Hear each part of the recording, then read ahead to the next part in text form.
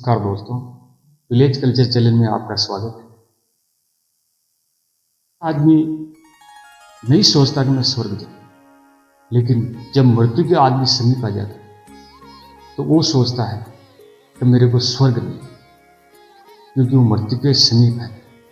वो अपना सारा आगे पीछे का भूलना चाहता है और आगे की वो जीवन कैसा है उसके बारे में वो विचार करता है। वो यही सोचता है कि स्वर्ग कैसा होता है, क्या स्वर्ग में जमीन है, आसमान है, या कोई मेरा अपना है। स्वर्ग में आखिर क्या सुख भोगूंगा मैं, क्या चीजें होती है स्वर्ग में। तो मित्रों, इसी पे आज चर्चा करने वाले हैं। जब इंसान स्वर्ग में जाता है तो भूख प्यास उसको नहीं सताती, भूख प्यास उसके पास भी नहीं बढ़ती, क्योंकि ऐसा माहौल है वहाँ का, ऐसा वातावरण है। भूख प्यास इंसान के कभी पास में नहीं आती, वो तृप्त रहता है। कभी कपड़े मेले नहीं होते। कपड़े मेले क्यों नहीं होते? क्योंकि वहाँ पे धूल मिट्टी वगैरह होती ही नहीं। जमीन मिट्टी के समान जमीन ही नहीं होती, ऐसी स्वर्ग की जमीन है। ये महाभारत के वन पुराण से लिया गया है। महाभारत का वन पुराण आता है, उसमें से ये ली गई बात है, ये बता रहे हैं। तो कभी कपड़े मेले नहीं होते। इंसान सोचता है मेरे को ये चीज की जरूरत है, सोचने मात्र से वो चीज आ जाएगी। ऐसा स्वर्ग का सुख है। अब सुख के कितने दिनों तो भोगता, कितनी लंबी अवधि तक भोगता। जैसे दोस्तों, एक वर्ष होता धरती का, तो देवताओं का एक दिन होता है। उसी तरह सुख की अवधि लंबी होती है। इंसान के पुण्य कर्मों के ऊपर के उसने कितना पुण्य किया, उसके ऊपर उसे वो सुख दिया जाता है। वो सुख भी ऐसा वैसा नहीं है। वहां पे बड़े बड़े पर्वत हैं, अकेला ही भोगता है सुख। अब आप सोच रहे होंगे कि सुख तो परिवार के साथ ही बैठकर भोगा जाता है, तो अकेला क्या सुख भोगेगा? स्वर्ग का सुख अकेला ही भोगा जाता है, और सबसे बड़ा सुख वही होता है। संसार की सबसे सुंदर से सुंदर स्त्री भी उनका कोई मुकाबला नहीं कर सकती, ऐसी वहां की स्त्रियां होती हैं। आप सोच रहे होंगे कि वो सब चीजें उनको कौन देगा? वो उनकी कल्पना मात्र से ही देगा। जैसे सारे जो इंसान स्वर्ग में जाते हैं, मतलब अपने पुण्य के अनुसार जो इंसान स्वर्ग में जाते हैं, उनका एक अलग ही होता है। और जो साधु संत होता है, उनका अलग ही होता है। कोई किसी से लड़ता झगड़ता नहीं है, क्योंकि वहां कोई सुखों की कमी नहीं है। जैसे मेरे को ये सुख चाहिए, तो वो कल्पना करता तो वो उनके पास आ जाता। तो लड़ने का क्या काम? लड़ना तो केवल पृथ्वी पर है कि एक दूसरे से चीज छीननी पड़ती है।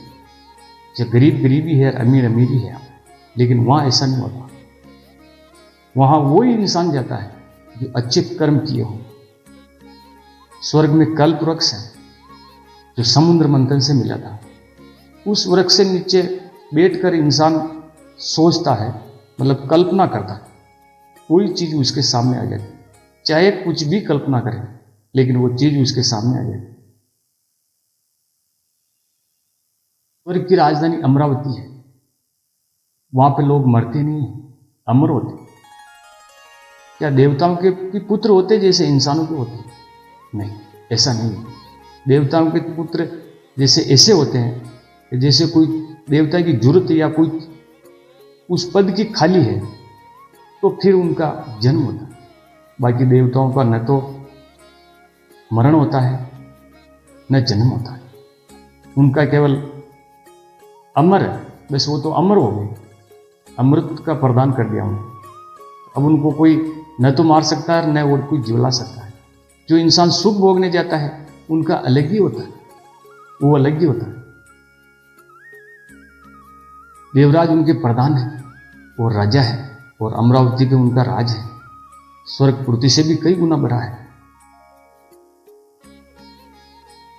स्वर्ग में कोई मंदिर नहीं होता, वहां कोई मंदिर नहीं है स्वर्ग में। स्वर्ग में केवल एक ही मंदिर है, और मां शक्ति का।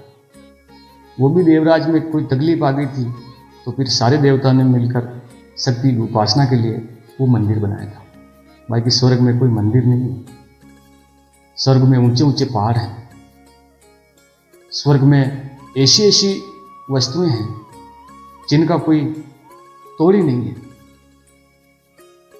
स्वर्ग की सीढ़ियां स्वर्ण पुष्पों से सजी होती हैं और सुनहरे रंग की होती हैं, और स्वर्ग में उड़ने वाले घोड़े होते हैं जो उड़ते हैं। जब मनुष्य स्वर्ग में सब सुख भोग रहा होता है तो उसको कोई पाप नहीं लगता, क्योंकि पाप पुण्य केवल पृथ्वी पर ही है। उन सुखों का, उन भोगों का उसे कोई पाप नहीं लगता, चाहे वो कितना ही सुख भोग ले, कैसा भी भोग ले, चाहे कैसे ही हो, पर स्त्री संग हो, मदिरा हो, चाहे कैसे ही सुख हो, लेकिन उसे कोई पाप नहीं लगता, क्योंकि सुख भोगने के लिए ही स्वर्ग बनाया गया।